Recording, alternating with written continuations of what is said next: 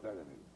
Estamos aqui de volta numa semana especialmente rica de absurdidades, incongruências, impossibilidades, idiotices, etc, etc. Não vamos poder comentar todas, mas vamos começar com uma pequenininha que dá bem a amostra do estado mental desse país e particularmente da mentalidade da nossa mídia. Se vocês olharem a revista Veja desta semana, vocês verão aqui uma foto da atriz Jane Fonda, a famosa aqui mais uniformizada, creio que de Barbarella, ou uma coisa assim. E na notícia nós lemos o seguinte, uma declaração da atriz comentando que certa noite o marido dela, o diretor de cinema Roger Vadim, ou Roger Vadim, porque é russo e não francês, certa noite ele trouxe outra mulher para a nossa cama e eu topei. Sou muito competitiva e afinal eram os anos 60. Isto aqui então ocupa todo este pedaço desta revista.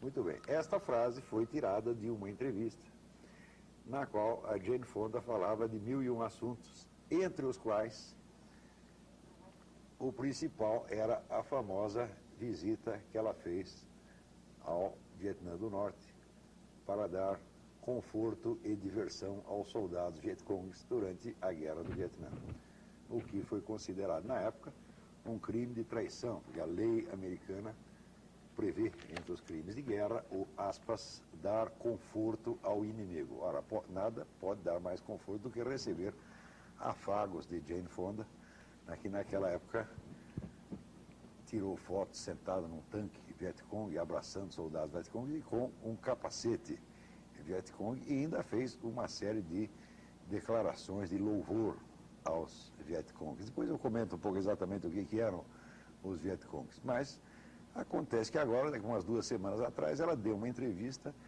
reconhecendo que aquilo foi um ato de traição. Quer dizer, então, evidentemente, essa entrevista é um acontecimento histórico de primeiríssima ordem, porque uma das mais notáveis pop stars do cinema americano, que durante 4 décadas apoiou ininterruptamente todos os movimentos anti-americanos do planeta, ela finalmente confessou que estava errada, tá certo? Ela fez uma declaração mais ou menos parecida com a do ator e cantor Yves Montand. Yves Montand, perguntado, em aquele tempo que você colaborava com os comunistas, juntava dinheiro para os comunistas, repetia tudo que eles mandavam você dizer na televisão, e ele respondeu com uma frase muito curta, nous étions des cons. Com só pode ser traduzido de uma maneira, nós éramos os babacas, ponto final. Então, o Yves Montand, ele deu a sentença final sobre esta geração na Europa. E a Jane Fonda acaba de fazer exatamente a mesma coisa para o cinema americano. Ora, desta entrevista formidavelmente importante, o que repercutiu na mídia brasileira? Esta frasezinha de que ela foi para a cama com uma outra. Quer dizer, a mentalidade da mídia brasileira é realmente uma coisa assim que chega a ser, vamos dizer, não está além do entendimento humano, está aquém do entendimento humano, porque é tão estúpida, tão fora do mundo, tão fora de medida com a realidade, que nós ficamos até perplexos, não sabemos o que fazer. Quer dizer, a mulher faz uma declaração de importância histórica e no meio disso uma revista que está entre as mais destacadas, tá certo, da mídia brasileira, que é Veja, né, seleciona esta frase, né, sobre este negócio da mulher ir para a cama com a outra. Fala, não é possível. Quer dizer, é a falta total de critério jornalístico. Isto raia realmente a estupidez.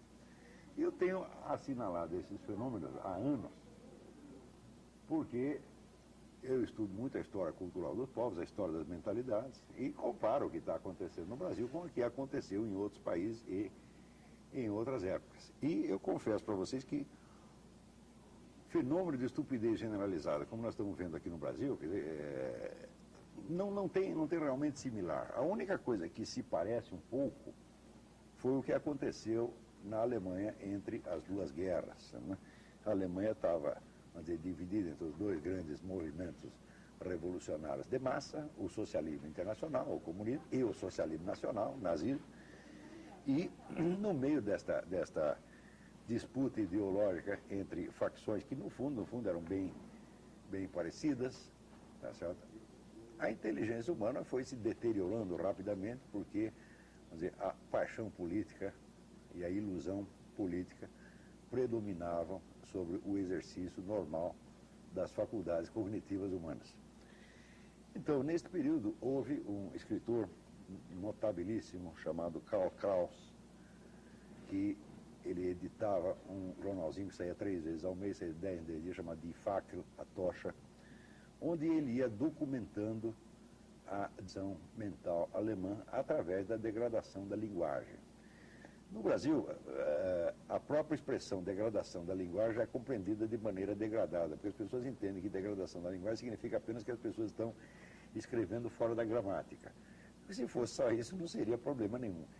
Mas acontece que a linguagem é o meio pelo qual nós conseguimos, vamos dizer, dar uma objetividade aos nossos estados interiores e dizer o que percebemos, declarar o que percebemos, de modo que estados psicológicos que poderiam passar fugazmente e não ser sequer percebidos, eles podem ser percebidos e podem se tornar objeto de conhecimento graças à linguagem. De modo que uma degradação da linguagem, então a perda de domínio da linguagem, denota uma perda da capacidade de conhecer o nosso próprio estado, de conhecer a nossa própria consciência. Então, esta degradação da linguagem denota, então, vamos dizer, uma degradação da personalidade inteira, uma degradação da consciência. No Brasil, atualmente, eu não conheço nenhuma pessoa, além de mim mesmo, que esteja preocupada em observar isso, e não acredito que na nossa universidade inteira haja pessoas capacitadas para observar este fenômeno, mais ou menos como fez Karl Kraus. Por exemplo, Karl Kraus, naquela época, ele fez uma imensa coleção, um mostruário, tá certo, de absurdidades e incongruências da sociedade alemã, que apareciam, então, na mídia, nos discursos parlamentares, até nos sermões das igrejas, etc. E colocava aquilo tudo no jornalzinho dele, de Fackel, que a chama ou a tocha, né? E com isso ele compôs vários livros depois, um dos quais, o mais famoso, talvez o mais notável, seja esta peça, Os Últimos Dias da Humanidade. É uma peça que, diz ele, foi escrita para as plateias do planeta Marte. Tá certo? As plateias do planeta Marte, não só porque é uma peça que duraria 10 horas se fosse encenada, né, mas porque, diz ele, o público deste mundo não seria capaz de suportá-la, pois é sangue do seu sangue e o conteúdo é o de todos esses anos irreais, impensáveis, inapreensíveis, anos em que personagens de opereta interpretaram a tragédia da humanidade. Então, este imenso documentário da estupidez humana colecionado por Karl Kraus, do qual uma parte ínfima compôs esta peça gigantesca, é o único análogo que eu posso encontrar para o que está acontecendo no Brasil. Tá certo? Para esta semana, nós coletamos mais alguns exemplos, esse da Jane Fonda é um deles, mas o mais extraordinário é que quando aparece mais uma amostra dessa estupidez, a reação do público, a reação dos observadores é ainda mais estúpida, porque eles percebem que tem algo de errado ali, mas não chegam a atinar com o que é. Então dizem as coisas mais desencontradas, emitem as opiniões ainda mais incongruentes do que o fenômeno que eles estão comentando. Esta semana, por exemplo, o nosso presidente da República emitiu uma das frases mais extraordinárias, né, da sua longa gestão, ou reinado, ou talvez pontificado. Ele emitiu a seguinte frase, ele disse: eu não preciso mostrar a minha fé ao público, todo mundo sabe que eu sou católico. Olha, eu gastei um dia inteiro meditando profundamente sobre esta frase, tá certo? E esperando para ver se surgia em toda a mídia brasileira algum sinal de que alguém tivesse percebido o que significava esta frase, como expressão de um estado de consciência de uma pessoa. Notem bem, analisando a frase, você nota que, por um lado, ele está fazendo a apologia da sua independência interior, quer dizer, a sua ligação íntima com Deus não tem nada a ver com o público não tem autoridade para opinar a respeito, ou seja, a independência, né, religiosa, a independência de alma do presidente seria, então, uma coisa superior à opinião pública. E na frase seguinte ele apela justamente a esta opinião pública como testemunha de que ele tem esta relação íntima com Deus. Digo, olha, se você não precisa mostrar a sua fé ao público, como é que o público pode saber qual é a sua fé? E mais ainda, como este público poderia ser testemunha do estado interior que você está alegando e que você diz justamente que o público não tem nada a ver com isso. Ou o público tem algo a ver com isso ou não tem. Note bem, não se trata de um erro de lógica. Logicamente, não há contradição entre as duas frases que o indivíduo disse. O que há uma contradição real, contradição existencial, em que o indivíduo está confundindo a sua consciência interior com a opinião pública, que ao mesmo tempo ele despreza em nome desta consciência interior. Isto é evidentemente um estado de total inconsciência. O indivíduo não tem consciência de si mesmo. E por isso mesmo ele pode descrever o seu estado em termos tão antagônicos, no qual nós, a opinião pública, somos ao mesmo tempo o intrometido que não tem nada a ver com as relações dele com Deus e a grande e única testemunha que vai provar que ele tem esta relação com Deus. Ou seja, o indivíduo está completamente destrambelhado. Isso não quer dizer que ele esteja louco. Claro que ele não está louco, ele sabe agir com racionalidade, muitas coisas. O que falta, evidentemente, o que um fenômeno como esse denota, é a total falta de consciência moral, quer dizer, a incapacidade de julgar os seus atos e a incapacidade sequer de se apreender a si mesmo como autor de seus atos. Quer dizer, é um estado altamente patológico, mas não de patologia mental. Isso é o que se chama sociopatia.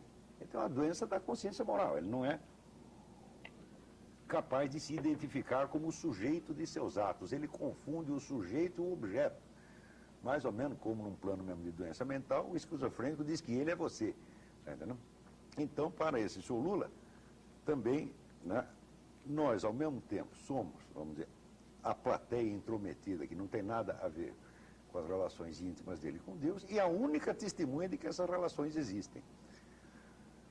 Eu fiquei esperando dias e dias para ver se alguém se dava conta da anormalidade do estado mental necessário para pronunciar esta frase, e ninguém percebeu. Ou seja, porque a frase é de tal modo desencontrada que ela paralisa a inteligência do espectador, exatamente como a inteligência do emissor da frase está paralisada no momento em que diz isso. Quer dizer, ele não sabe o que está dizendo e quem está ouvindo não sabe o que está ouvindo. Só que isso não aconteceu entre duas pessoas ou numa família, isso aconteceu para milhões de pessoas ao mesmo tempo. Porque isso é um fenômeno gravíssimo. Karl Kraus, se estivesse vivo, pegaria isso como uma verdadeira joia da sua coleção de monstruosidades cognitivas, tá entendendo? Como não tem Karl Kraus aqui, então eu mesmo pego e coleciono. Agora, o Karl Kraus passou anos fazendo isso e colecionando isso. Eu coleciono esporadicamente, eu pego um exemplo ou outro aqui. Porém, passados uns dias, o mesmo cidadão, o senhor Luiz Inácio Lula da Silva, ele vai a Roma, ele então se comunga sem confessar, isso é, profanando, né, o ritual cristão, e após ter profanado, após ter cometido esse pecado, ele se justifica dizendo que ele pode cometer este pecado, porque ele é um homem sem pecado. Ora, houve gente que se escandalizou dele dizer que é um homem sem pecado, porque isso é evidentemente uma blasfêmia. Né? Agora, pouquíssimo, esse é uma blasfêmia, um desrespeito total para com a igreja, etc, etc. Porém, o importante não é isso, o importante não é que ele tenha blasfemado. O importante é que ele tenha dito que é um homem sem pecado, justamente como justificativa para o pecado que ele estava cometendo naquele mesmo momento. O que denota a mesma falta de consciência moral. Quando eu digo falta de consciência, é o seguinte, cada ser humano, o ser humano não é composto apenas, vamos dizer, de peças independentes, de mecanismos independentes, que cada um faz o que quer na hora que quer. O ser humano tem um centro. Esse centro agente é aquele que tem o poder de pronunciar a palavra eu, e dizer eu acho isso, eu fiz isso, eu pretendo aquilo, eu quero aquilo mais, eu sinto tal ou qual coisa, tá certo? Ora, o fato é que esse cidadão, no momento, ele está sem esta consciência de eu. Quer dizer, as várias frases que ele emite são totalmente desligadas umas das outras e não há um centro responsável que possa responder pelo que ele diz ou faz. Isso é um estado extremamente anormal. Quando o cardeal arcebispo do Rio de Janeiro, Dom Eusébio Scheid, disse que o Lula não é católico, é caótico, ele foi muito otimista. Porque isto não é uma questão apenas de caos. Em caos, todos nós podemos ficar. Tá certo? Quando nós temos tendências, todos nós temos tendências desencontradas, todos nós temos contradições dentro de nós. Tá certo? Todos nós queremos, né? O famoso verso de Shakespeare, this man's gift and that man's scope. Quer dizer, eu tenho o talento deste, mas eu tenho o objetivo daquele. Né? Isso é assim, eu tenho um grande talento para a música, mas eu queria ser pintor. Tá entendendo? Então, essas contradições existem realmente dentro de nós. Nós queremos coisas desencontradas. Né? O sujeito quer, ao mesmo tempo, quer casar e ficar solteiro, né? Ele quer se realizar no trabalho sem precisar trabalhar. Todos nós temos essas coisas, mas acontece que essas contradições, elas em nós geram tensões. Tensões por quê? Porque nós temos um centro decisório e um centro julgador, tá certo? Que percebe essas tensões e sente, né, a contradição que está vivendo. Mas esse Lula não sente absolutamente nada, tá certo? Ele pode ter todas as tendências contrárias sem sentir nada. O que significa, obviamente, que ele não tem este centro decisório, que é um homem vazio, que não há uma presença humana ali, há apenas uma máquina de falar, há apenas um boneco de ventríloco sem ventríloco. Tá certo?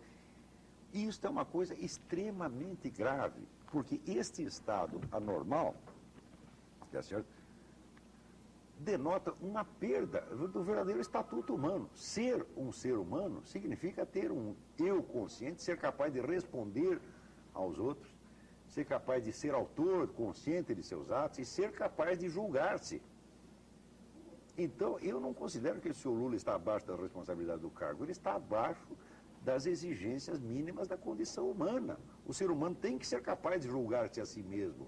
Quando ele tem uma contradição, ele tem a obrigação de perceber a contradição e de sofrer por ela e lutar para resolvê-la, mesmo que não consiga.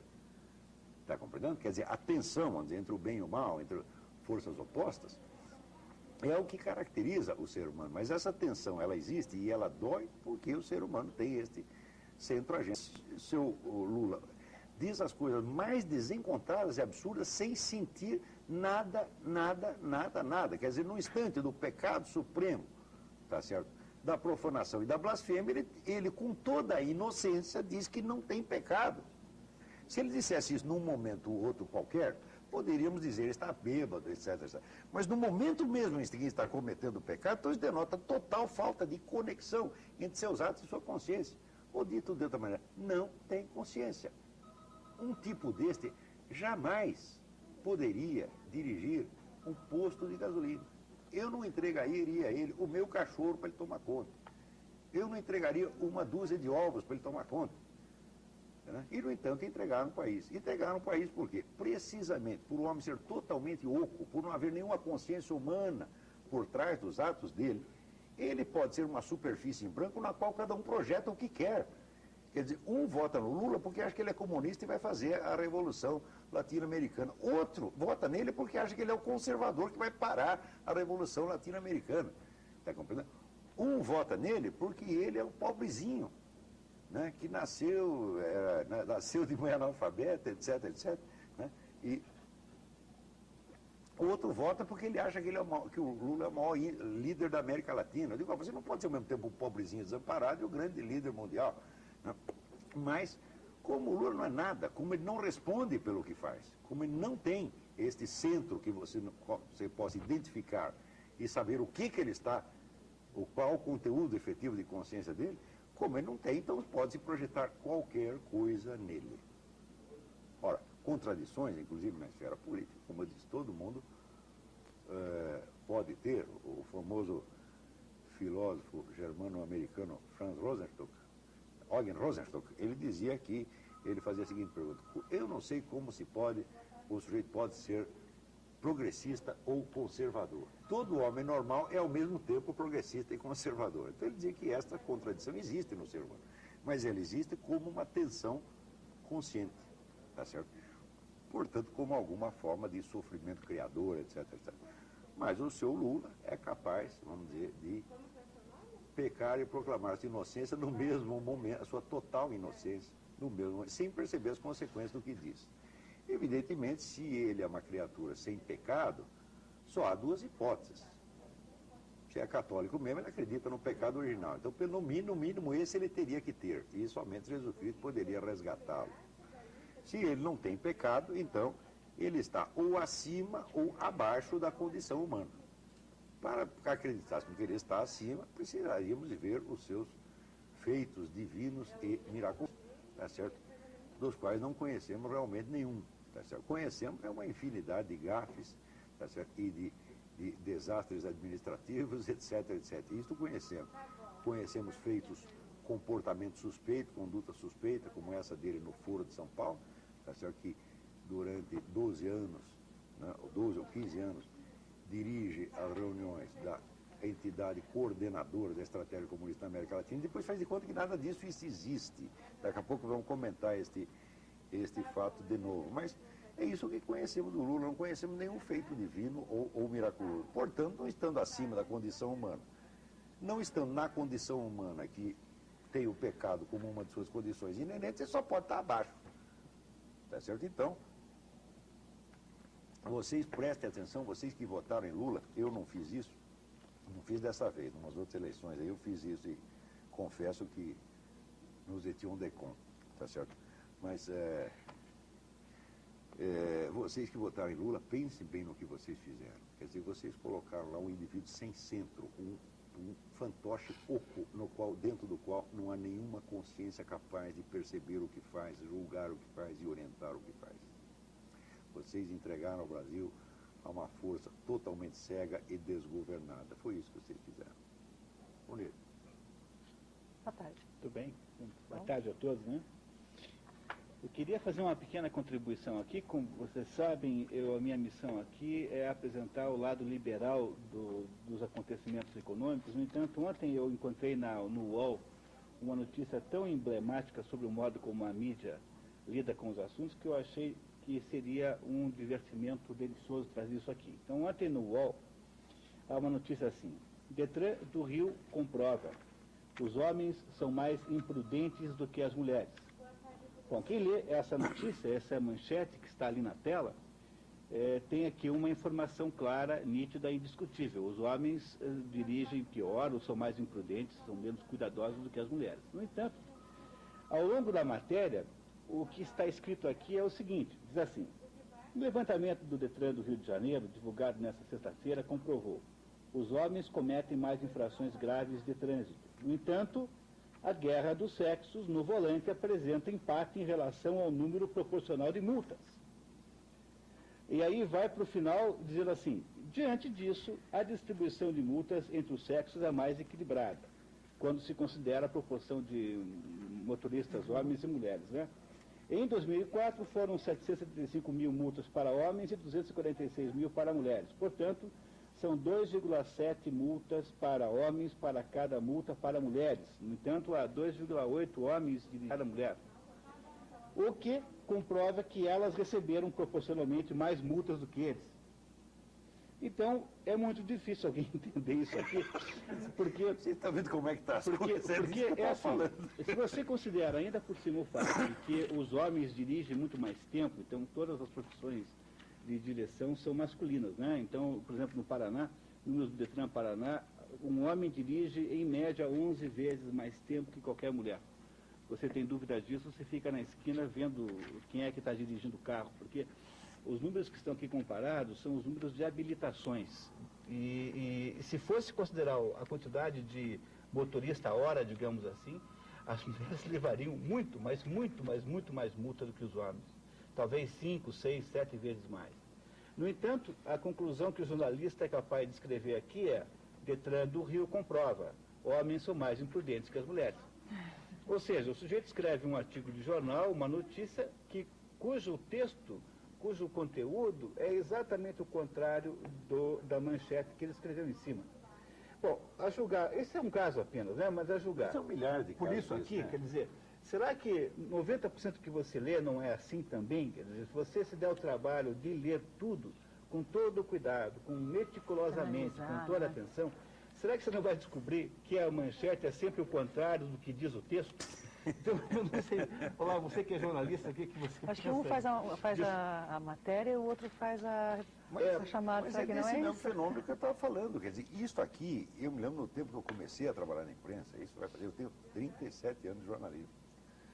Né? Quando eu comecei, qualquer copydesk, se você fizesse uma coisa dessa, o sujeito na primeira ele corrigia, na segunda ele corrigia e pregava no mural para você passar vergonha. Na terceira, te passava um sabão e na quarta você era demitido. Só que hoje isso aqui é a norma na imprensa brasileira. Nas manchetes, a primeira página do jornal tem um negócio, já tem isso. Você lê um negócio na manchete, quando você vai ler a notícia, é outra completamente diferente. Isso virou praticamente norma. Então, este é sinal desse mesmo fenômeno que eu estou dizendo. Quer dizer, estão perdendo o domínio da linguagem. Quer dizer, a linguagem está sendo usada numa espécie de automatismo, né, mental, no qual o indivíduo não conecta o que ele está dizendo com o que ele está vendo e com o que ele está lembrando e com o que ele está sentindo. Não, tudo funciona com peças diferentes, tá certo? Então, quer dizer que acho que o sujeito votar no Lula porque eles também estão assim, pô. Né? É gravíssimo isso aí. Coisa assim, há uma tentativa de construir um clichê, quer dizer, há um clichê de que as mulheres dirigem melhor, porque as seguradoras cobram menos, mas as seguradoras cobram menos pelo seguro das mulheres, por uma razão simples, as mulheres correm muito menos risco de ter um acidente, porque elas dirigem muito menos. Não, mas acho que o homem é mais arrojado, a mulher é mais mas isso não cuidadosa, tá, veja, mesmo dentro do... Uma certa idade, né? Porque as meninas mais jovens também... Não, é assim, quer dizer, os homens são mais agressivos, é verdade, mas o fato indiscutível aqui, matemático, estatístico, é que as mulheres têm menor risco de correr acidentes, porque quando sai uma família, de modo geral, quem dirige é o homem. Quando alguém vai para a praia, de modo geral, quem dirige é o homem. Todos os homens dirigem muito mais tempo que as mulheres. Todos os motoboys são homens. Essa desgraça chamada motoboy é uma desgraça exclusivamente masculina, por exemplo. Então é assim... Não, existe algumas mulheres já, motoboy. Muito poucas, né? Muito poucas. Então é assim, você tem uma realidade que é o fato de que os homens correm mais risco do que as mulheres, isso significa que eles têm mais acidentes. Porém, quando você traz para o âmbito da comparação estatística proporcional, você descobre que não é bem assim. Quer dizer, os homens não dirigem pior que as mulheres, eu acho que nenhuma mulher é capaz de achar isso de verdade. Não. Talvez elas digam por uma razão política, mas de achar de verdade não é. No entanto, a imprensa é prisioneira de um clichê, que é um clichê meio para fazer média com as mulheres, um pouco para parecer politicamente correta. Qual seria o sentido de alguém inventar uma manchete dessa aqui? Seria fazer você ser politicamente correto, quer dizer, falar mal dos homens é bom, falar bem das mulheres é mal. Ninguém ousaria fazer isso, porque pegaria muito mal.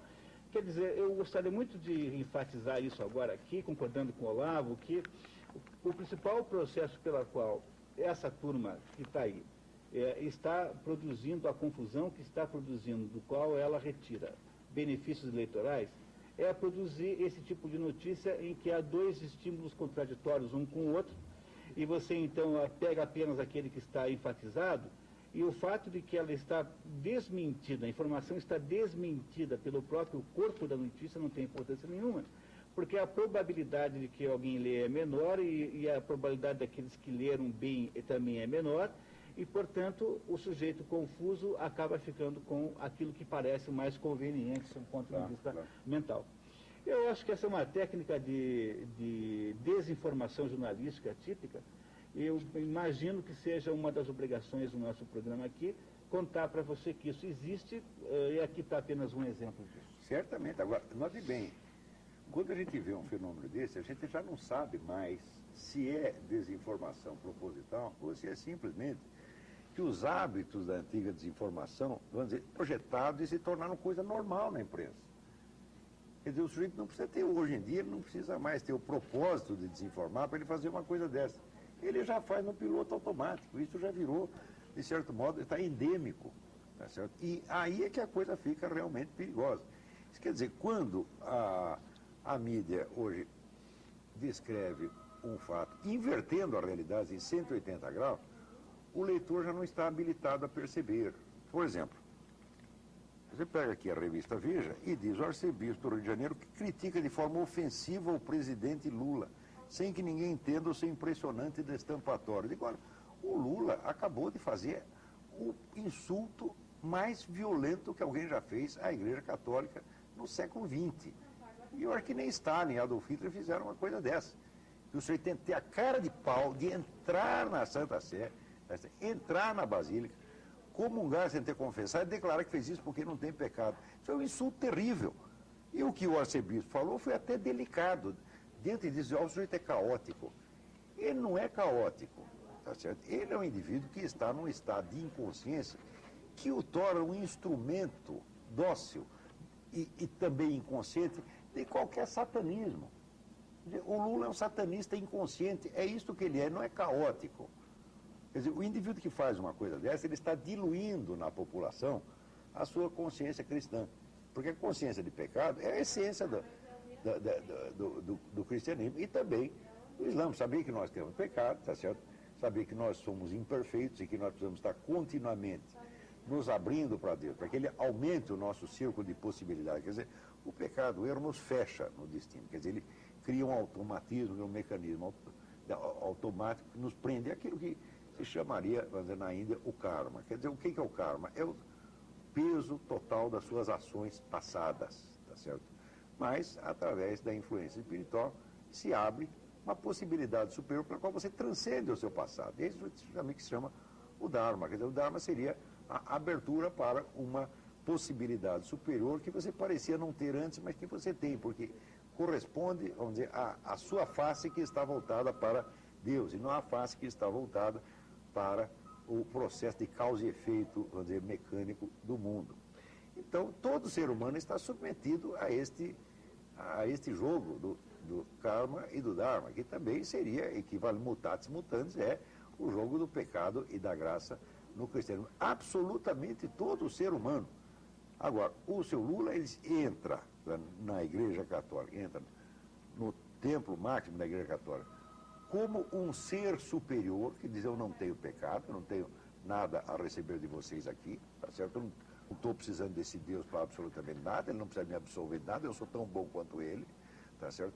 Ele faz isso, e ainda, esta revista sem vergonha, porque a Veja, não é porque a Veja denunciou o negócio do Foro de São Paulo, da FARC, que ela se tornou um órgão decente. Não, esta revista sem vergonha, anticristã militante, tá certo? Que mente contra a Igreja Católica toda semana, tá certo?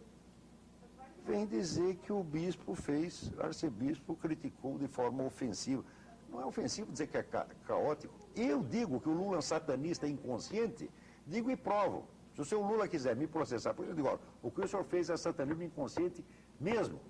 Declarar que está acima do pecado, no instante mesmo que você está comungando sem confessar, no instante mesmo que você está profanando o rito, tá certo? É o suprassumo de inconsciência satânica que pode se aproximar da alma do sujeito que um dia foi batizado. Quer dizer, um indivíduo desse, ser chamado de caótico, é um eufemismo. Agora, esta revista quer dar ao público a impressão de que foi o cardeal que exagerou. Agora, o país está tão podre que é capaz até do cardeal se acovardar e pedir desculpa, quando ele teria obrigação de explicar, em termos de doutrina teológica, a mais rigorosa possível, por que ele está dizendo isso e por que o Lula é mais do que caótico. Quanto a esse seu Severino Cavalcante, esse tipinho desprezível que vocês estão vendo aqui, tá certo? E que diz que o cardeal arcebispo aqui está louco, esse também não sabe o que é loucura, porque se você não é capaz de identificar a falta de consciência moral do autor daquela frase que nós analisamos no começo, e deste ato, tá certo, absolutamente incongruente, de declarar que está sem pecado, se você não é capaz de perceber que este é o louco, e que quem diz que quem vê este como caótico está perfeitamente na normalidade e na realidade, então o louco é você. Então aqui, seu Severino, louco é você. Além de louco, é burro. Além de burro, é puxa-saco. Porque o senhor está vamos dizer, cuspindo em cima da igreja, como se a igreja não tivesse o direito de julgar, vamos dizer, a conduta pública dos seus fiéis, ou pelo menos aqueles que dizem que são fiéis, e como se a máxima medida da moralidade pública fosse a presidência da República, de um país insignificante do terceiro mundo, tá certo? Onde há ainda ao lado uma instituição ainda mais insignificante, que é essa que o senhor preside, tá certo? E como se isto fosse autoridade em matéria teológica. Senhor Severino, o senhor vai dar palpite nos seus assuntos provinciais, o senhor é um caipira burro, tá certo? Não está sabendo de coisa nenhuma. Não digo que o senhor subiu em cima da chinela, o senhor subiu estratosfericamente acima da chinela, dá palpite nisso. Muitas Tem perguntas. pergunta para nós? Muitas perguntas, comentários. Antes da pergunta, eu queria lembrar uma coisa. Tem um cidadão que a semana passada escreveu dizendo que nós três somos os três patetas e ameaçando de vir bater na gente aqui. Eu digo, olha, meu amigo, isso é uma grande imprudência da sua parte. O senhor já viu o filme dos Três Patetas? É aquele negócio de martelada na cabeça, alicate no nariz, né, maçarico no traseiro. Pô, o senhor está correndo grave risco que o senhor vai bater. Amanhã mesmo eu vou comprar um poodle. Deixar lá em casa no jardim. Poodle? Tanto medo que você está, né? Deixar lá em casa no jardim. Tudo se proteger. Pois é, o Cacá Camargo, que é presidente da Juventude Progressista de São Paulo, ele enviou um e-mail, eu já havia enviado um que você respondeu para ele, que ele queria participar mais ativamente do Mídia Sem Máscara.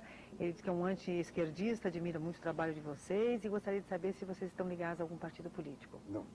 Deus nos livre e guarde. Tem que responder como Miguel de Unamuno convidaram ele para entrar no partido. Ele disse, partido não, só inteiro. E as pessoas que parabenizaram o programa, o Cacá Camargo de São Paulo, a Anabel também de São Paulo, Frank McMullen Jr., Alexander e Dalva. Agora tem uma muito interessante aqui, Olavo, que diz o seguinte, a Janaína do Bigorrilho, que ela é formada em comunicação social e formanda de direito. É inconcebível uma pessoa vir a público na TV e falar esses absurdos que o senhor Olavo está falando. É por isso que esse programa tem um ibope tão baixo. Deixa eu ver aqui. Tem o nome da senhora aqui? Tem. Janaína do Bigorrilho. A senhora é deformada em comunicação social e deformanda em direito. A senhora é muito burra, tá? Não tenho que responder isso aqui, porque a senhora não disse nada. A senhora disse apenas que está brava. Isso aqui é o que se chama jus esperneando. A senhora está muito brava conosco, mas nós não estamos nem bravos com a senhora, entendeu? A senhora não faz a mais mínima diferença. E o nosso ibope talvez seja baixo, mas o seu é mais baixo ainda. Provavelmente.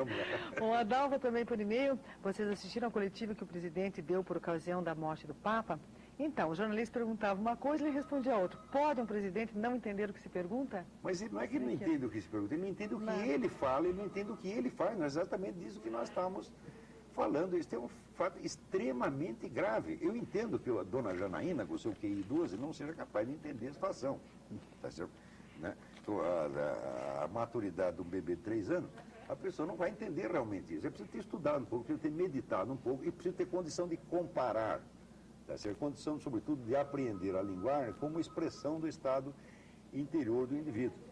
Tá certo? E saber distinguir o que é, às vezes, um mero erro de lógica, que todos nós podemos fazer, tá certo? Do que é uma incongruência existencial real. Eu sei que essa dona Janaína e outros tantos nem estão sabendo falando, e por isso mesmo ela acha absurdo porque ela não entende. Mas eu jamais tive a pretensão de que essas pessoas nos entendessem. Eu estou falando para pessoas inteligentes, tá? Olha, agora o José Pedro de Santa Cândida diz que o senhor foi muito feliz ao fazer o comentário quanto à gafe do presidente Lula em relação à fé. Em função do conhecimento, o presidente Lula se inclui entre os que, abre aspas, fé demais, fecha aspas. Tá? E a Margarida do VV, só de dizer que não é pecador, o Lula, né, ele já está pecando por mentir. E pior ainda, por dizer isso no momento, para justificar o pecado que está fazendo naquele mesmo momento. Quer dizer, olha, você vê, o Jânio Quadros, aqueles dois pés andando cada um numa direção, era mais congruente do que o Lula. Porque pelo menos tinha um conflito, quer dizer, tinha um pé para cá e o Jânio Quadros no meio. Agora, o Lula é o seguinte, tem um pé para cá e para lá e não tem nada no meio. E o professor Hélio do Centro pergunta para o Olavo se você já leu a obra Escutas a Ninguém, do autor William Reich. Escutei. O William Reich foi um belíssimo tipo. Né? Ele fez estudos importantíssimos sobre a circulação de energia no corpo humano. e iniciou uma série de pesquisas que ainda continuam, são muito frutíferas, né? E o Vilhena Braga passou por várias fases. Ele primeiro foi comunista militante, depois foi anticomunista, depois foi para os Estados Unidos, depois ficou contra os americanos, e no fim ele ficou louco. Mas a loucura final dele, acho que em parte foi efeito das suas próprias pesquisas. Ele está mexendo com assuntos extremamente, vamos dizer, explosivos e perigosos, mas de qualquer modo eu considero o Vilhena Braga uma espécie de herói, desbravador do desconhecido, o qual se deu muito mal no meio das pesquisas. Mas o famoso Zé Ninguém, a que ele se refere neste livro, que é um livro, não é um livro de psiquiatria, é um livro de polêmica, tá certo? Ele está se referindo exatamente às pessoas que são incapazes de atinar com o que estão fazendo. O Zé Ninguém é um bicho mais ou menos sem consciência, tá entendendo? Que segue a massa, mas não chega a esse ponto do Lula, não, tá entendendo? O Zé Ninguém é até um pouco mais consciente do que o Lula. Agora nós vamos para o Munir. O Maurício da Lapa, de São Paulo, lhe pergunta sobre a lei de responsabilidade fiscal, por que o Lula afinou quanto a essa lei? Porque qualquer um outro faria o mesmo. Porque a lei é inaplicável, porque foram só nesta mudança de gestão 1.000 prefeitos que descumpriram a lei, começando pela dona Marta Suplicy. E como houve uma taxa de reeleição muito significativa, supondo que esses que tenham se reeleito não estejam reclamando, não é? Que é uma suposição aceitável, então imagine você que talvez metade das prefeituras iram. Quer dizer, como é que você faz para punir metade dos prefeitos? Isso é inaplicável, não existe na prática. Ninguém vai fazer nada, porque teria que, em primeiro lugar, aplicar uma pena qualquer à dona Marta Suplicy, é a última coisa que o governo faria. Quer dizer, o ensinamento disso é o seguinte: não adianta, a lei de responsabilidade fiscal, ela parece boa na teoria, mas ela não funciona na prática, porque ela é inaplicável do seu ponto de vista punitivo, não há como fazer. Então, o que eu sempre tenho dito é que não pode fazer uma lei dessa que você não disciplina o governo assim. Quer dizer, a lei que funcionaria certinho é se você estabelecesse uma lei assim: olha, a carga tributária jamais, em nenhuma hipótese, exceto hipótese de guerra, poderia passar de 15%, 20%. Ponto. Quer dizer, o governo fica proibido de estabelecer qualquer receita acima de uma certa porcentagem do PIB. Esse valor seria reajustado em termos orçamentários todo ano. Porque o que você precisa entender, que fez a pergunta, é que o governo está aí para gastar o dinheiro. Ou seja, o governo, se você pegar a curva da arrecadação pública no governo atual, mesmo no governo anterior, você irá descobrir que a despesa pública cresce na mesma proporção da curva. Porque o que faz sentido na existência do governo é gastar o dinheiro. Então eles sempre gastarão todo o dinheiro que eles puderem gastar. E como eles farão sempre assim, qualquer tentativa de limitação proporcional, por exemplo, entre salários e endividamento que se faça da receita arrecadatória, é inútil, porque eles sempre irão gastar mais do que deviam. Depois eles dirão assim: por causa da lei da responsabilidade fiscal, agora eu tenho que aumentar os impostos. E vai todo mundo dizer: ah, é verdade, o prefeito, para poder cumprir a lei, tem que aumentar os impostos. Ou seja, a lei da responsabilidade fiscal parece muito boa, parece muito inteligente, mas, na verdade, ela é só um instrumento de sancionar o aumento da carga tributária. Na prática é assim, porque vimos aí, na primeira experiência concreta, que ninguém será punido por causa do seu desrespeito. Não adianta fazer assim. Vai na limitação da carga tributária, isso sim funciona. A limitação interna no conjunto de receitas do governo é inútil, não vai funcionar nunca. E a Cláudia gostaria de saber onde que ela pode adquirir o livro Economia do Mais, do José Munir Nasser. Olha, em Curitiba você encontra ou na livraria do Chaim, todo mundo sabe onde é, na Rua General Carneiro, ou você encontra na própria editora, cujo telefone é 363-7600. Repito, 7600,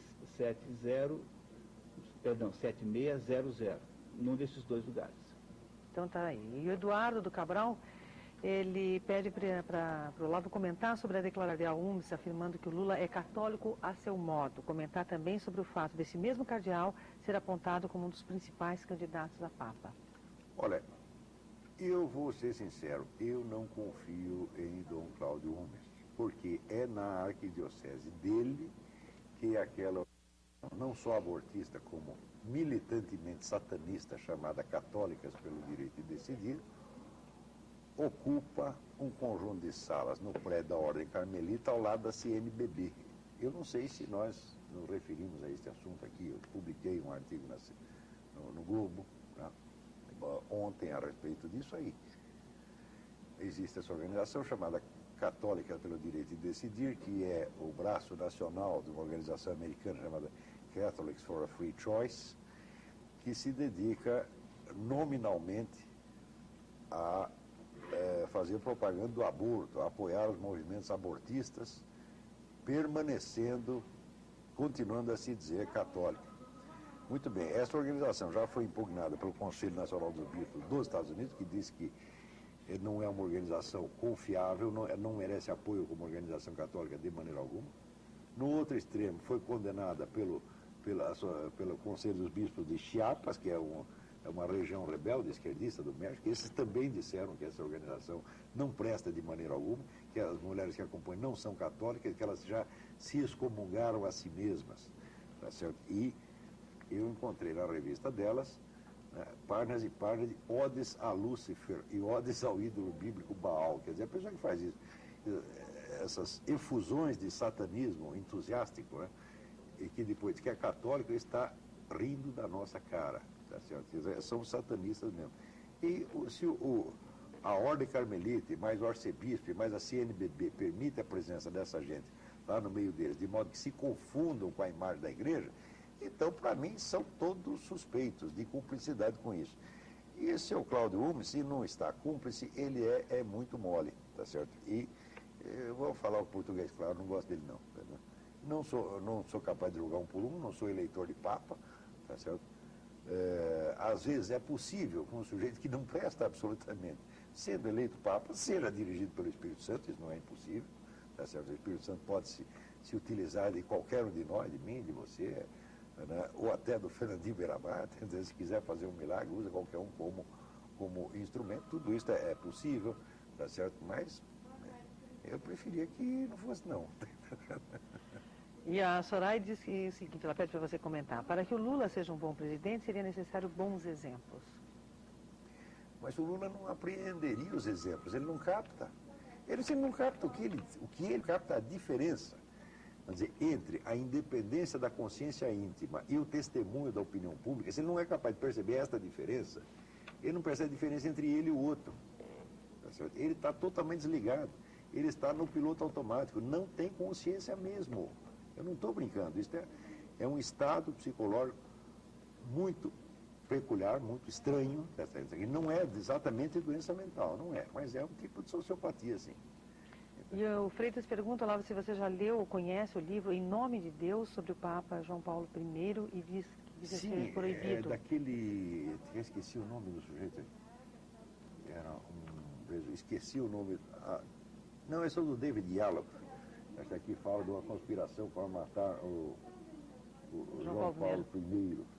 E bem, essa hipótese não é impossível, mas... Veja, por que as pessoas prestam tanta atenção a uma conspiração possível, tá certo?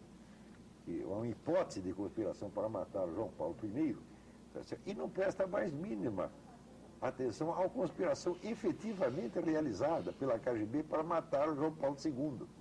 Tá certo? Quer dizer, que importância tem a hipótese do Yallop, que diz que alguém foi lá e alguém pode ter envenenado o João Paulo II, mas o fato é que alguém deu 2 tiros em João Paulo II, pô. E quem foi que deu o tiro? Agora se revelou, papéis da Alemanha Oriental confirmam a hipótese levantada já na época pela repórter das seleções, Claire Sterling, de que a operação tinha sido planejada pela KGB e realizada pelo Serviço Secreto Búlgaro. Tá certo? Ela lançou este livro, o livro fez um grande sucesso na época e depois todo mundo abafou. Agora, 2 dias antes da morte do Papa, você vê, é um acontecimento de alta significação simbólica, 2 dias antes da morte do Papa, se abrem lá uns documentos da antiga Alemanha Oriental e se confirma então que foi a KGB mesmo que planejou. Por que ninguém fala disso? Por que conspirações imaginárias, tá certo? Como a famosa conspiração a CIA para matar o Kennedy, tá certo? Que foi exatamente o contrário, né? Por que as pessoas gostam tanto dessas coisas, falam tanto disso, e quando aparece a conspiração real, comprovada, ninguém quer falar. No caso do Kennedy, por exemplo, a própria KGB, o próprio dirigente da KGB confessou que passou documentos falsos para o diretor de cinema Oliver Stone para induzi-lo a acreditar nessa história que depois ele filmou. Então o filme todo, vamos dizer, é uma fraude induzida pela própria KGB, né? Então a pessoa costuma ver a presença universal da CIA. A CIA é 1000 vezes menor que a KGB, pô, não dá para comparar as duas coisas, né? Então essa ideia já apareceu no filme Poderoso Chefão também, uma conspiração de capitalistas malvados para matar o Papa, etc, etc. Então, tudo isso, até o momento, é imaginação e hipótese. Agora, os tiros em João Paulo II não foram imaginação nem hipótese, e os papéis da Alemanha Oriental não são nem imaginação nem hipótese, mas acho que a população mundial está ficando boba, ela presta atenção nas coisas, justamente, ela acredita justamente quando é ficção. Quando é verdade, não acredita, não. Vamos lá. A Sandra do Champagnat, também para você, olá, porque ela disse que sou sua aluna há 4 anos e muito obrigada, graças a você aproximei-me de Deus. Sandra. Não, obrigado por alguma coisa tenha servido, graças a Deus, estou muito grato por esta oportunidade. Se eu fui ocasião para que você reencontrasse um caminho espiritual, um caminho religioso, eu fico muito contente com isso. E o Sanderson da Vila Guaíra diz para assim: Olavo, sou seu fã, já li alguns dos seus livros, o que o senhor acha da Margaret Thatcher? Bom, a Margaret Thatcher, ela e o Reagan marcaram uma etapa e, sem dúvida, fizeram um grande trabalho ao demonstrar de novo ao mundo a viabilidade, vamos dizer, de algumas linhas conservadoras em economia, tá certo? Propiciaram, vamos dizer, um progresso enorme para os seus respectivos países e, no fim das contas, deram um exemplo. Mas note bem, mas eu não sou assim thatcherista fanático, eu nunca cheguei a ser um fã da Margaret Thatcher, como nunca fui fã do Papa, entendeu? Eu não acho pessoas assim tão admiráveis assim. O próprio João Paulo II achava que tinha certas limitações intelectuais, não compreendia bem certas situações. A situação da guerra do Iraque, eu tenho certeza que não compreendeu. Margaret Thatcher também, uma série de outras situações ali, fez bobagem. Ronald Reagan, o grande Ronald Reagan, na última semana do seu governo, ele privatiza uma parte da CIA e, resultado, vai a família Clinton e lá compra um pedaço da CIA e cria um serviço secreto para eles próprios, tá certo? E trouxeram um prejuízo enorme. Isso foi uma burrada feita pelo grande Ronald Reagan. Todos nós somos humanos, não é isso? Então a gente não deve assim, idolatrar nenhum desses líderes. A gente deve ter uma certa admiração afetuosa por aqueles que fizeram, né, o bem, mas a gente sempre conservando um mínimo sentido crítico até para ajudá-los, né? Uhum. Bom, essa do Itamir de São José dos Pinhais, ele diz que eu concordo sobre o Lula e o Severino, contudo ainda não achei na Bíblia nada falando que é pecado comungar e se confessar. Na verdade, acho que é comungar sem se confessar, né? Vocês são os 3 patetas mais inteligentes que eu conheço. Muito obrigado. Obrigado. Agora, você vê, você realmente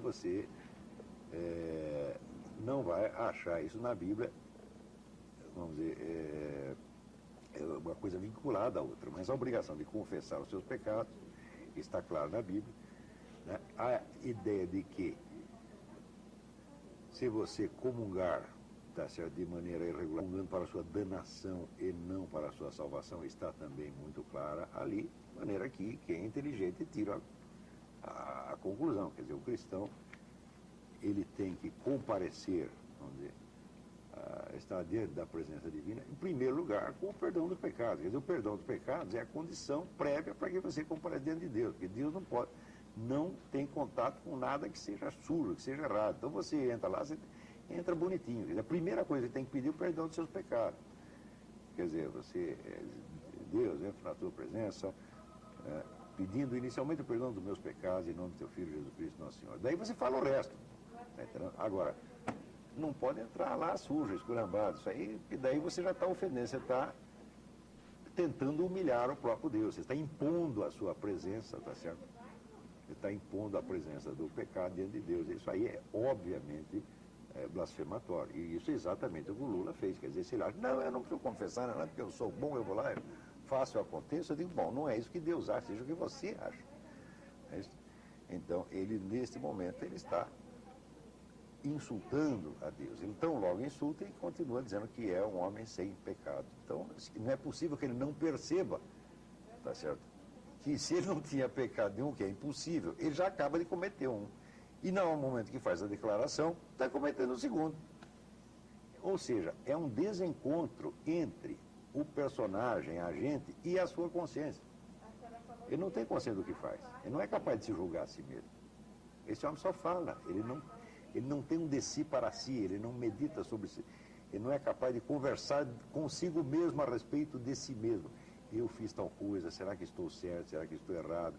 Não tem isso, meu filho. É um homem oco. Maria Aparecida está parabenizando o programa. Eu acho que esse agora é para os dois. Qual a opinião de vocês dois sobre a credibilidade do jornal Estado do Paraná, do Grupo Paulo Pimentel, que está no governo, e do jornal Gazeta do Povo, estando a Globo com tantas dívidas junto ao BNDES? Seu Getúlio de Campo Magro perguntando. Olha, Getúlio, você mencionou dois jornais aqui da província, né? No sentido simpático da palavra. O problema não são esses dois jornais aí. Por exemplo, a Gazeta do Povo é um jornal que tem uma dimensão local e não pretende mais nada além disso. E eu seria até capaz de dizer que em determinados momentos a Gazeta do Povo faz um grande esforço. Por exemplo, eles têm uma dedicação a assuntos paranistas que eu acho extraordinária. Agora, é um jornal sem pretensões. O que eu acho grave, que eu acho que a situação é muito importante, é que os grandes grupos de telecomunicações do Brasil, que são, respectivamente, a Rede Globo, que tem o Jornal Globo, o Grupo Abril, que não tem jornal relevante, e a Folha de São Paulo, e o grupo ligado ao Dia, e Jornal do Brasil, esses grupos, sim, estavam pelo menos muito mal economicamente, e não há outra fonte de recursos para ajudá-los que não seja os recursos do BNDES. Então, se existe uma possibilidade de esses grupos submeterem-se a uma certa atividade simpática ao governo federal, ela será obtida agora, porque depende do dinheiro federal a possibilidade desses grupos continuarem existindo economicamente falando. Então eu diria a você que os nossos jornais aqui da terra são jornais que fazem o que podem, mas eles não são de modo nenhum o problema. Quer dizer, eu não me lembro mais qual é o número exato, mas se eu não me engano, a dívida consolidada dos grandes grupos de comunicação no Brasil estava por volta de 800 milhões de reais, unindo todo mundo, sendo o maior de todos os devedores o Grupo Globo, o grupo da TV Globo. Eu acho que isso é muito preocupante. Se você tem preocupação nisso, eu acho que você tem toda a razão. É preocupante sim, porque aí você une dois problemas. Primeiro, você une o jornalista que já tinha sozinho, sem nenhuma iniciativa, sem nenhum estímulo, uma simpatia pelo governo. E agora você tem ainda por cima o dono do negócio, o capitalista, fazendo o possível para parecer simpático. Então, quando você consegue chegar nesse ponto, você tem daí a garantia de que a imprensa terá uma parcialidade absolutamente clara na direção das ações do governo, não tenha dúvida disso. Coisa que, obviamente, irá mudar rapidamente se o governo parecer que não vai conseguir a reeleição, né? Aí talvez a imprensa se torne mais autônoma em relação a isso. Mas eu acho isso muito, muito, muito importante, porque tendo em vista o conjunto de dificuldades, o conjunto de circunstâncias políticas que nos rodeiam. Veja, o Brasil faz parte de um conjunto de países, ele não é uma entidade autônoma. Nesse momento, ele faz parte de um eixo esquerdista na América Latina, dirigido talvez com a pessoa mais importante de todos, seja o Chaves, da Venezuela. O Brasil tem uma imprensa que é absolutamente simpática, uma intelectualidade, digamos assim, imaginericamente, às posições e posturas e propostas esquerdistas. Bom, na hora que todos os donos do jornal, que antes talvez se metessem numa posição meio neutra, deixassem o pessoal fazer o que queria, porque só estariam interessados no dinheiro. Agora, na hora que eles também têm um interesse em fazer publicidade, propaganda para o governo, eu acho que a situação ficou muito pior do que é. Certamente. Né? Não sei o que você pensa lá. Não, eu penso que, vamos dizer, esse esquema petista aí já dominou mesmo toda a imprensa. dominou por dois lados. Primeiro, dominou economicamente através desse esquema que eu estou falando. E segundo, dominou por dentro das redações através da militância e da rede de simpatizantes e colaboradores informais, que constitui 99% das redações. Quer dizer, não tem por onde escapar. Isso quer dizer que a possibilidade que o povo brasileiro tem de ser informado corretamente hoje é nula, nula. Não há a mínima possibilidade. A mídia inteira está comprometida neste esquema. Isso nunca aconteceu na história do mundo. O que aconteceu foi, em outros países, você tem um regime totalitário que cria censura à imprensa, persegue jornalistas, e daí impõe à força. Tá certo? Mas uma rede de cumplicidade canalha como essa, tá certo? Todo mundo tentando, tudo escondido, isso nunca aconteceu na história do mundo. Isso é a coisa mais sem vergonha da história da mídia mundial. Nunca aconteceu uma coisa desse tipo. Você quer ver um exemplo? Procura no jornal, nosso jornal Mídia Sem Máscara, www.mediasemmascara.org, a reportagem do Fábio de Andrade chamada O Volátil Furo de São Paulo. Quando o Mídia Sem Máscara começou a pegar material do site do Foro de São Paulo para noticiar o que estava acontecendo na discussão da estratégia comunista latino-americana, todo mundo disse que nós estávamos inventando e que aqui não existia Foro de São Paulo nenhum. Durante anos sustentaram isso. Até chegou uma hora, não deu para sustentar mais, porque já aparecia as atas, aparecia a fotografia, aparecia a documentação internacional, aparecia as publicações do próprio Foro de São Paulo, feita no exterior, aí não dá mais para esconder, então passaram para o plano B. O plano B era dizer, não, isso é apenas um órgão de debates, não tem maior importância, etc. Se não tem maior importância, como é que reúne 84 partidos, 84 organizações poderosas todo ano, tá certo? Gastando dinheirão para fazer esta reunião e fica dias lá discutindo e no fim emite resoluções que são diretrizes obrigatórias para todos. Como é o fórum de debate, se é apenas um fórum de debate, se emite resoluções e essas resoluções têm poder decisório para 84 organizações. Ora, o Lula, como presidente do Foro de São Paulo, quer dizer que ele, sendo o presidente, ele comandava o foro e, portanto, era ele que emitia diretrizes para essas 84 organizações. Isso tem sido foi escondido durante 10 anos, agora não dá mais para esconder, então, o que decidiu? Começa a sumir com as atas do foro, os documentos do foro. Só que o Fábio foi rastrear e pegou, vamos dizer, em sites de arquivo que tem na internet, rastreou, e descobriu que o site do Foro de São Paulo é uma parte do site do... Então, quer dizer, uma ocultação desse tipo, na qual praticamente todos os jornalistas têm sido cúmplices, isso nunca aconteceu, isso é uma vergonha para a história do nosso país. Isso é um país de gente vendida, subserviente, muito baixa, está entendendo? Nós não estamos, veja, o governo não é um governo tirânico que esteja nos obrigando a fazer isso ou aquilo. Não, o governo simplesmente compra as pessoas e elas se oferecem, às vezes compra até de graça. Quer dizer, a pior corrupção é que ela quer de graça. Quer dizer, o sujeito, tendo em vista que amanhã ele pode receber um favor, ele já faz, né? A vigarice de graça oferece, é brinde. Tá certo? Os nossos jornalistas estão oferecendo, vendendo a sua consciência como brinde para o partido governante. Tá certo? Até quando fazem alguma denúncia, atenuam a denúncia de modo que o povo não perceba a verdadeira gravidade. Até esse barulho que fizeram em torno dos famosos 5 milhões de dólares da Farc, eu digo, que importância tem receber 5 milhões de dólares da Farc comparado a 15 anos de cumplicidade política com as Farc, meu Deus do céu. 5 milhões de dólares é apenas uma propininha, né? Comparado com 15 anos de cumplicidade com entidades genocidas, assassinas, terroristas, isso não é nada. Então você denuncia o crime pequeno para você ocultar o grande. Tá certo? Veja, esta coisa que eu mencionei agora do Papa, do atentado contra o Papa, que a imprensa brasileira toda pegou esses documentos da Alemanha Oriental que comprovavam a autoria do atentado pela KGB, todas publicaram em notinhas deste tamanho. E quando o Papa morreu 2 dias depois, não voltaram ao assunto. Ou seja, estão todos amortecendo, eles não querem que você se lembre da história do que foi o comunismo. Para quê? Para que a história possa se repetir. Vocês estão todos enganando vocês. Entendeu? Quer dizer, isso aqui um dia será cobrado. O futuro vai cobrar desta gente. Tanta mentira, tanta covardia, tanta vigarice. Tá certo? Quer dizer, você viver sob uma situação opressiva, onde você tem uma ditadura, um governo tirânico que te encosta o revólver na cabeça, te obriga a mentir.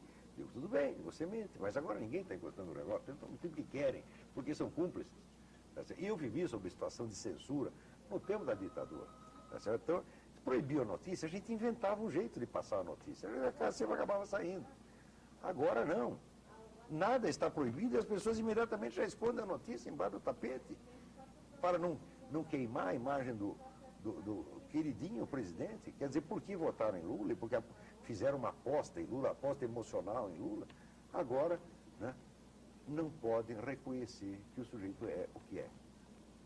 Quer dizer, nunca um país abdicou tanto da dignidade da sua inteligência como está acontecendo agora. O que ocorre no Brasil de hoje, talvez não dê nem para contar. É mais ou menos como esse negócio que diz o Karl Kraus, quer dizer, estes anos irreais, impensáveis, inapreensíveis, inacessíveis para a memória e só conservados em algum sonho sangrento, anos em que os personagens de opereta interpretaram a tragédia da humanidade.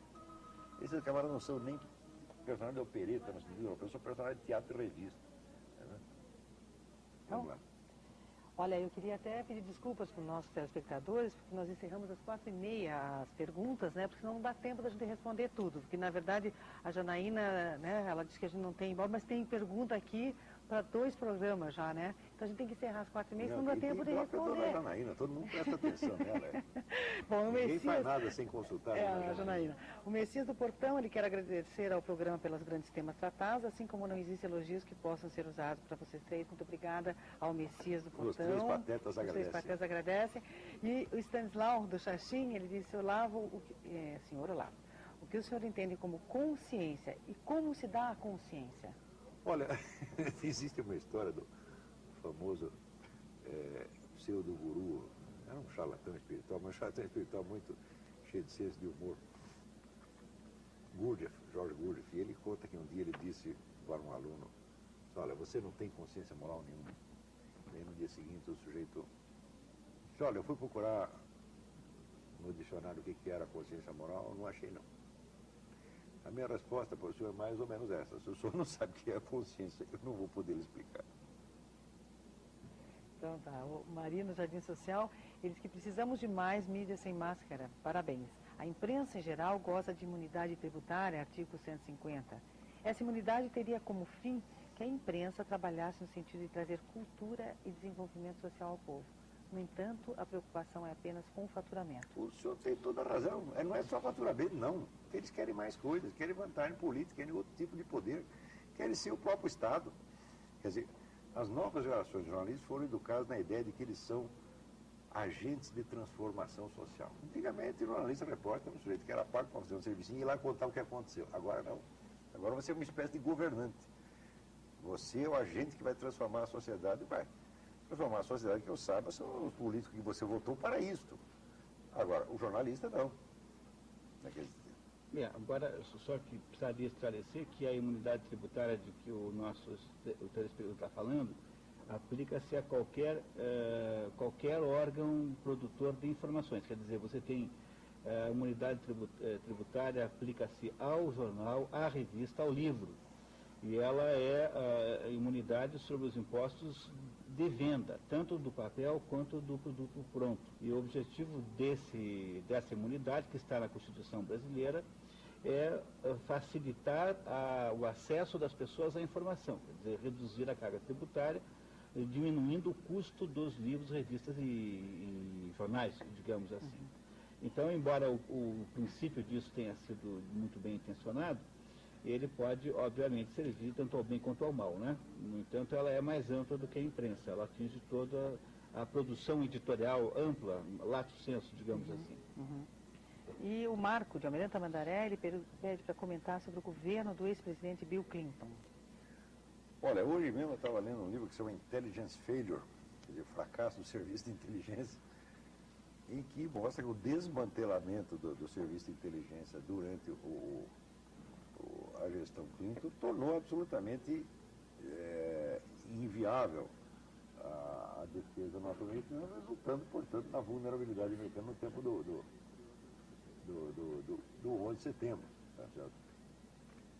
Então, O que foi feito durante o governo Clinton, nesse sentido, é hoje que as pessoas estão começando a se tocar, porque foi tanta coisa ruim que foi feita ali, cujos efeitos ainda se observam hoje. Tá certo? E praticamente, você vê, ele desmantelou, paralisou o serviço de inteligência, fazendo com que ele criou uma comissão, que seria a comissão coordenadora do serviço de inteligência. O que significa que os vários serviços de inteligência não podiam se comunicar entre si sem passar por essa coordenação. Então a coordenação, ela vetava, dizia, tal informação que está no FBI não pode chegar na CIA, tal informação que está na CIA não pode chegar no Serviço Secreto do Exército, e assim por dentro. Ora, e fez isso justamente quando esses serviços estavam investigando as relações entre o próprio Bill Clinton e a espionagem chinesa. Quer dizer, o indivíduo, para encobrir o seu envolvimento com a espionagem chinesa, que é o que facilitou as coisas para os espiões chineses no laboratório nuclear de Los Alamos, e que depois recebeu uma enorme contribuição de campanha, na campanha seguinte, a contribuição de uma estatal chinesa, é muito grata, evidentemente. Então, quando estava investigando isso, o Clinton o que fez? Inventou essa coordenadoria para bloquear todo o intercâmbio de informações. Então, claro que inviabilizou a máquina inteira. Então, esse negócio do 11 de setembro, por exemplo, ou depois o vexame que apareceu no negócio das armas de destruição em massa, né? Não, as armas de destruição em massa estão lá, não estão lá. As armas de destruição em massa tinham sumido, que tempo. Né? Então o exército entrando lá e procurando as armas, não estão mais aqui. Quer dizer, foram feitos de trouxa realmente. Não que não devesse ter invadido o Iraque, devia sim, de qualquer maneira. Mas a ideia de que ia encontrar lá as armas de destruição em massa, que naquela altura já estavam na Síria, no Irã, fazia anos, né? Então, os americanos foram feitos de palhaço. Você foi feito de palhaço por quê? Pelo Clinton. Entendeu? No caso da famosa Operação Colômbia também, quer dizer, oferecia à Colômbia aquela ajuda para combater o narcotráfico, com a condição de que não mexesse na guerrilha. Resultado, os cartéis acabaram, a guerrilha se tornou todo poderosa. Vai dizer que o Clinton não era capaz de calcular esse efeito? Claro que era. Calcular. Então, a gestão Clinton, o falecido Paulo Francis era muito otimista quando dizia que Bill Clinton e Hillary sairiam da Casa Branca algemados. E vai levar mais 20 anos para descobrir tudo o que eles fizeram. Rodrigo de Santa Felicidade pergunta, já que o Lula é uma marionete, ele está a serviço de quem, Olavo? Mas, olha, eu disse que o Lula é um boneco de ventríloco sem ventríloco. Quer dizer, não há efetivamente alguém que o controle. O que há é esta entidade coletiva chamada Foro de São Paulo, que o Lula representa e que repete que nem um idiota aquilo que foi decidido ali. A carreira do Lula sempre foi assim. O Lula não interfere, ele não atrapalha o movimento, ele espera a Assembleia decidir e age, entre aspas, democraticamente, quer dizer, democraticamente com os amigos dele. O que eles decidiram, colegiadamente ou coletivamente, ele personifica e representa, veste a camiseta e sai defendendo aquilo. Para isso não é preciso consciência alguma, ele é apenas um garoto propaganda. Quer dizer, ele recita o script, mas ele não precisa ser manipulado por alguém em particular. Você está entendendo? Ele representa, ele personifica, como garoto propaganda, o conjunto do que foi decidido ali nesses encontros do Foro de São Paulo e nos próprios congressos do PT. Ele sabe, vamos dizer, obedecer à Assembleia e, como é que se diz, transmitir o discurso da Assembleia para o restante da nação. Todo o talento dele é esse. Você vê que dentro do PT, o Lula foi um dos camaradas que menos criaram motivo de ruptura, de atrito. Ele sempre soube acomodar tudo bem. Ele não quer atrito, ele gosta do partido, ele tem um imenso amor a esse partido, é a única coisa que ele ama realmente. Talvez a Dona Marisa também, não sei. Espero que sim. E o professor Antônio da Boa Vista, ele pergunta o seguinte, será que não devemos voltar à máxima de Voltaire, abre aspas, não concordo com nenhuma frase que você falou, mas morrerei defendendo o seu direito de falar, fecha aspas. Ou seja, ao invés de ficar uns atacando os outros, devemos achar uma solução. Liberalismo e conservadorismo não é contraditório? Exatamente o contrário. Né? Ele não diz que é para entrar no acordo, ele diz que você tem que defender o direito, defender o direito de falar. Se quer falar contra mim, você tem todo o direito de falar, como essa dona Janaína agora falou, depois escuta, pô. Agora, o ponto interessante é a retomada daquela velha confusão. Então, eu queria muito, eu sempre tenho dito aqui, que o que nós chamamos de liberalismo não é liberalismo. A gente chama de liberalismo um certo neoliberalismo, que nada mais é do que uma estratégia socialista. Quer dizer, deixa eu ver se eu explico melhor. É assim, quando se achou no mundo que iam existir experiências socialistas concretas, isso já aconteceu no século XIX, né? Hoje a famosa Comuna de Paris, tentativas assim episódicas. No fundo, tudo começa com muito mais precisão histórica na Revolução Francesa, que já é, de certo modo, já uma espécie de embrião disso tudo. Ao longo do século XIX, há várias experimentações. Quando chega no início do século XX, um país significativo, a Rússia, então, transforma-se num país comunista. E isso, não só por força do exemplo, mas também por causa da habilidade do Lenin em fazer a publicidade disso.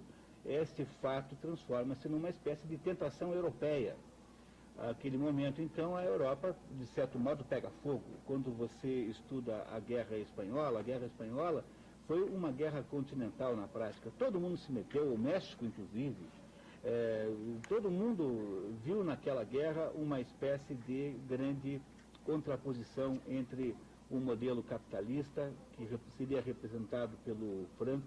Isso eu estou dizendo assim, eu sou ponto da opinião pública, porque o Franco também não era nenhum pró-capitalista. O Franco era só um sujeito um pouco truculento, mas religioso, católico, que achava que não tinha que ter bagunça. Era uma mentalidade assim de caserna mais do que qualquer outra coisa. E um grupo que achava que o governo dito legalista da Espanha representava a próxima experiência socialista na Europa. Então, perceba que no início do século XX, há uma tentação europeia de estabelecer outras experiências comunistas. No entanto, já no século XIX, um grupo de socialistas muito inteligentes dizia assim, olha, esse negócio da gente fazer o comunismo como a apropriação pelo Estado dos meios de produção e transformação das empresas em empresas estatais, ou seja, da apropriação dos meios de produção por meio do Estado e a criação, então, de um país de funcionários públicos, mais ou menos assim. Já que, sob o ponto de vista dessas pessoas, a General Motors era ruim, então eles queriam, na verdade, criar uma espécie de General Everything, que é o comunismo, né? Quer dizer, o que é o comunismo? É General Everything, né? Quer dizer, tudo é estatal, é uma firma só. Bom, e essa turma diz assim, olha, isso é uma fria, não vai nisso, porque isso não vai dar certo. Esta gente que defendia é chamada de socialistas fabianos. E a expressão fabiano, ela é dada em homenagem a um general romano chamado Fábio Contactor, que é o sujeito que defendeu Roma contra Aníbal, o cartaginês, e que, de certo modo, impediu que Roma fosse destruída, porque o Aníbal poderia ter ganho, nunca se sabe por que não fez o último golpe de misericórdia, mas ele fez o máximo. E ele achava que a essência da estratégia militar, quando você está se batendo contra alguém mais forte que você, que era o caso, é de você fingir a fraqueza, você recua, o outro ganha terreno, você recua de novo, e quando ele começa a ocupar terreno demais, ou começa a se despreocupar com você, você contra-ataca. Essa estratégia, portanto, de recuo tático para a vitória estratégica é a essência da estratégia do Fábio Contactor. E os socialistas fabianos achavam isso. Eles achavam o seguinte, olha, esse negócio do governo ter fábrica de prego e ser dono de lanchonete não vai funcionar. Vamos fazer o seguinte, deixa os capitalistas cuidarem do dinheiro, e eles vão fazer tudo possível, vão acordar cedo, vão fazer cursos, vão mandar os seus funcionários estudar, eles vão ficar tão bons que eles vão ganhar um dinheirão, e quando eles estiverem com um dinheirão, nós vamos lá e colocamos um imposto incrivelmente alto em cima deles, pegamos o dinheiro e fazemos uma revolução. Como eles só pensam em dinheiro, eles farão tudo que a gente quiser. Basta que a gente diga para eles que o dinheiro está garantido. Não é o que faz o Lula. Quer dizer, quem é o sujeito que mais gosta do governo? Não é o analista de banco, o economista que acha que não tem nada mais incrível do que o governo brasileiro atual, que o Palocci é um gênio. Por quê? Porque na mentalidade capitalista típica, a única coisa que faz sentido na vida é ganhar dinheiro. Então esse pessoal fará todo o possível para ganhar dinheiro, ganhará todo o dinheiro possível, até mesmo que isso lhes custe a vida. Eles não fazem ideia de que eles estão servindo e que eles estão sendo transformados em vítima lentamente, portanto eles continuam ganhando dinheiro e acham que qualquer coisa que não seja isso é de natureza desprezível e insignificante. Ou seja, o que se criou ao longo deste século, quando então finalmente se percebeu que o sistema soviético de fazer o comunismo, ou seja, a General Everything, não funcionava, então os socialistas fabianos declararam vitória e disseram assim, está vendo? Nós é que tínhamos razão. E aí então o socialismo se recicla e se transforma num socialismo de aparência capitalista. E o nome disso é que é neoliberalismo. Então, quando o nosso espectador que está aí dizendo que há uma contradição entre conservadorismo e liberalismo, ele está, no fundo, caindo nessa armadilha. Isso que se chama de neoliberalismo é que você acha que chama que é liberalismo, mas não é só neoliberalismo, de fato é contraditório com a ideia de conservadorismo, porque ele, na prática, é apenas um instrumento de tomada do poder para um socialismo reciclado pelo fracasso do sistema do Gulag. Né? O Gulag fracassou, então agora funciona melhor a fórmula sueca, que é melhor para fazer socialismo assim. Ora, o liberalismo, tal como se entende liberalismo pelos economistas liberais tradicionais, entre eles no nosso século Ludwig von Mises, é uma coisa inteiramente diferente e não é nem de perto parecida com isso que se chama de neoliberalismo. Então, há uma absoluta coincidência entre liberalismo e conservadorismo, sim, mas há uma total contradição entre essas duas coisas e o novo socialismo que existe hoje e a sua formatação econômica chamada neoliberalismo. Por isso que nós dizemos aqui que achar que liberalismo e neoliberalismo é a mesma coisa é igual a achar que o mico-leão dourado é uma espécie de leão, ou que o porquinho da Índia é uma espécie de porco, ou que o porco-espinho seja alguma espécie de suíno. Não há nenhuma ligação nessas duas coisas, só que as pessoas não sabem, porque a cultura econômica é muito baixa, e aí criou-se esse mito, esta ideia completamente equivocada, de que isso que se chama de neoliberalismo, que de certo modo a Margaret Thatcher iniciou até, digamos, ingenuamente, tá? Possa parecer alguma coisa com aquilo que é propugnado pelos grandes liberais da história, pelos grandes economistas que pensaram, a partir de Adam Smith, por exemplo, que a ação humana é indelegável, ou seja, a essência do liberalismo clássico é que a ação humana é indelegável e os seres humanos são responsáveis pelo próprio destino. Então, você é o primeiro responsável pela sua segurança, por isso é que você devia se rebelar contra o desarmamento civil, você é o principal responsável pela sua aposentadoria, você é o principal responsável pela solução do seu problema econômico pessoal. Se todas as pessoas pensam assim, cria-se uma sociedade de prosperidade. No entanto, se a gente acha que o responsável é o outro, então nós vamos delegar esse assunto para o Estado. E o Estado é um altruísta sem vergonha, porque é aquele sujeito que fica dizendo para você que ele só quer o bem dos outros, do próximo, e no fundo, ele só quer o bem dele mesmo. Então, o que o Estado fará é, já que você delegou a ele a responsabilidade sobre a sua própria vida, ele fará isso com o seu próprio dinheiro. Mas como ele é muito incompetente e, no fundo, não quer resolver coisa nenhuma, ele precisará de quantidades cada vez maiores de dinheiro para fazer isso. E é por isso que, junto com o tal do neoliberalismo, há uma tendência no mundo a um aumento absolutamente exorbitante da carga tributária. Ou seja, só existe neoliberalismo com tributação expropriativa. Não é possível ter essas coisas desvinculadas uma da outra. Quer comentar alguma coisa? A explicação é excelente, eu nunca vi isso explicado tão bem assim.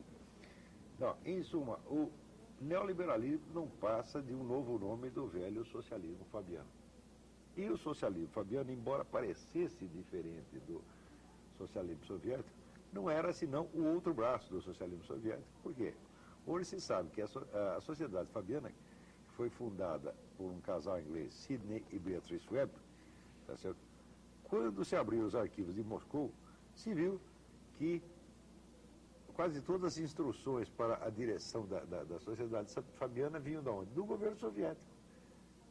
Então eles não eram socialistas antissoviéticos, não, eles eram outra espécie, era um outro braço da atividade socialista, comandada pelo mesmo central soviético. O que ainda vem reforçar o que você está dizendo aí. Bom, nós temos agora, acho que uns 3 minutinhos só, mas acho que dá tempo para uma última pergunta. E olha, sobraram muitas perguntas, acho que vamos deixar para a semana que vem, né? Semana que vem a gente já faz essas que estão aqui. O Francisco do Centro pergunta, já que está sendo eu tenho feito... uma coisinha que eu queria dizer. Então lembrar. tá, dica. Antes, é importante. Dica. O Mídia Sem Marca está entre os 3 finalistas do Prêmio IBEST desse ano, tá certo? Nós não nos candidatamos, a candidatura apareceu sozinha, tá certo? E todos os nossos 10 concorrentes são entidades ricas, com apoio político, etc. E o Mídia Sem Marca, não sei como, foi parar entre os 3 finalistas. Nunca pedimos voto a ninguém, mas agora estou pedindo. Até para o efeito da inércia, já que nos colocaram lá que nós estamos indo bem, então bom. Então vamos até o fim, né? Vamos até o fim. Então, aqueles que quiserem, por favor, entrem no www.premioibest.com.br e procurem a seção política e votem, se quisermos fazer essa amabilidade, no Mídia Sem Máscara. Maravilha, Lavi. Olha, tem reprise desse programa aqui em São Paulo, né, no próximo sábado, a partir das 18h30. Se quiser assistir, nós vamos reprisar então o programa dessa tarde. Posso fazer a última pergunta? Acho que dá tempo ainda, né? O Francisco do Centro diz que já que está sendo feito críticas diretas ao Lula, para quem então devemos votar? Qual a sugestão? Votar? Quem disse que o senhor deve votar? Tá certo? Só vote em alguém se não tiver algum meio de deixar de fazê-lo. Tá certo? Por quê? Quando os candidatos já vêm todos pré-moldados dentro da mesma cabeça, como na última eleição presidencial, que eram todos associados de uma maneira ou de outra ao Foro de São Paulo, não adianta votar. O nosso problema não é votar, o nosso problema é restaurar as condições, vamos dizer, políticas, jurídicas e culturais para que o exercício do voto signifique de novo alguma coisa. Não existe democracia, circulação de informações. A circulação de informações nesse país está bloqueada. Tem que desbloquear primeiro e depois pensar em quem votar. Por enquanto, tanto faz, votar num ou votar no outro. Agora, se houver, de fato, de novo a circulação de informações, de novo a confrontação, tá certo, de opiniões, aí sim.